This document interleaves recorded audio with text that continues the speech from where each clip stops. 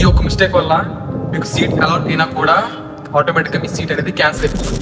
Self reporting అనేది JNTU కాకినాడలో ఇక్కడ చేస్తారు. సో సెల్ఫ్ రిపోర్టింగ్ ప్రాసెస్ అనేది ఏం చేయాలో చూద్దాం. వెల్కమ్ టు చాప్టర్ గని. మీరు ఈ ఛానల్ కొత్తగా వచ్చినట్లయితే కింద ఉన్న సబ్స్క్రైబ్ బటన్ క్లిక్ చేసి పక్కనే ఉన్న గంట సింబల్ ఆన్ పెట్టుకోండి. సో దట్ నేను పెట్టే ప్రతి ఇంపార్టెంట్ వీడియో మీకు నోటిఫై అవుతుంది. సో మీరు ఏ వీడియో కూడా మిస్ అవ్వకుండా చూస్తారు. సీట్ అలాట్మెంట్ షీట్ అనేది వచ్చిన తర్వాత పక్కాగా ఏదైనా మంచి కాలేజ్ వచ్చినా లేదా అనుకోని కాలేజ్ వచ్చినా కూడా సెల్ఫ్ రిపోర్టింగ్ అనేది ఖచ్చితంగా చేయాలి. ఎందుకంటే సెల్ఫ్ రిపోర్టింగ్ అనేది చేయడం వల్ల మీ సీట్ అనేది అక్కడ ఆపి ఉంచుతారు. సో దట్ సెల్ఫ్ రిపోర్టింగ్ అనేది ఖచ్చితంగా చేయాలి. సెల్ఫ్ రిపోర్టింగ్ లో చేయాల్సిన మెయిన్ స్టెప్స్ వచ్చేసి, ఇనీషియల్ గా మీకు సీట్ అలాట్మెంట్ కార్డ్ లో మీకు డేట్ అండ్ టైం అనేది ఇస్తారు. ఏ టైం కి వెళ్ళాలి, ఏ డేట్ కి వెళ్ళాలి సెల్ఫ్ రిపోర్టింగ్ అని చెప్పేసి క్లియర్ గా దాంట్లో మెన్షన్ చేసి ఉంటుంది. మీరు కాలేజీకి వెళ్లే ముందు, సెల్ఫ్ రిపోర్టింగ్ కి వెళ్లే ముందు నేను స్క్రీన్ మీద చూపిస్తున్న అన్ని డాక్యుమెంట్స్ 2 to 3 కాపీస్ అనేది పక్కాగా మీ దగ్గర ఉంచుకోండి.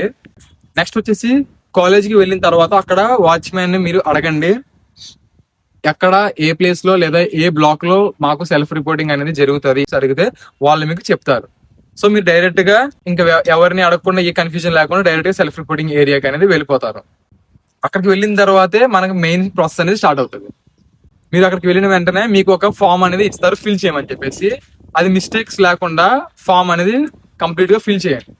ఫిల్ చేసేసిన తర్వాత మీరు తెచ్చిన డాక్యుమెంట్స్ అనేవి ఆర్డర్ లో ఒక ఆర్డర్ ఇస్తారు. ఆ ఆర్డర్ లో అనేది మీ డాక్యుమెంట్స్ అన్ని నీట్ గా పెట్టుకోవాలి. పెట్టుకున్న తర్వాత ఆర్డర్స్ డాక్యుమెంట్స్ తో పాటు మీకు ఇచ్చిన అప్లికేషన్ ఫామ్ కూడా పిన్ చేసి వాళ్ళకి ఇచ్చేయాలి.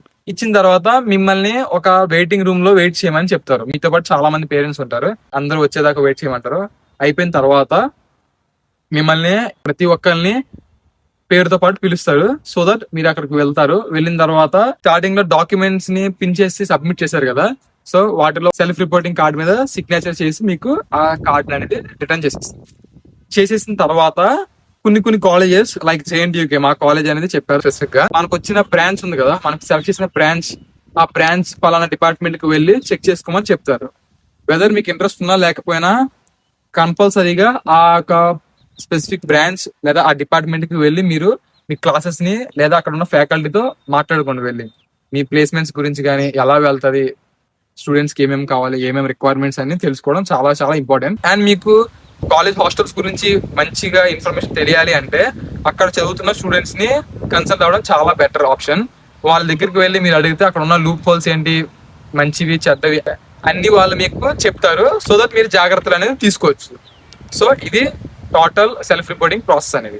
ఒకవేళ మీకు జేఎన్టీయూకే కాకినాడలో సెల్ఫ్ రిపోర్టింగ్ ఎలా జరుగుతుంది అని చెప్పేసి డౌట్ ఉంటే కింద కామెంట్ సెక్షన్ లో కామెంట్ చేయండి. నేను మీకు ఆ వీడియో స్పెసిఫిక్ గా సపరేట్ వీడియో అనేది చేస్తా.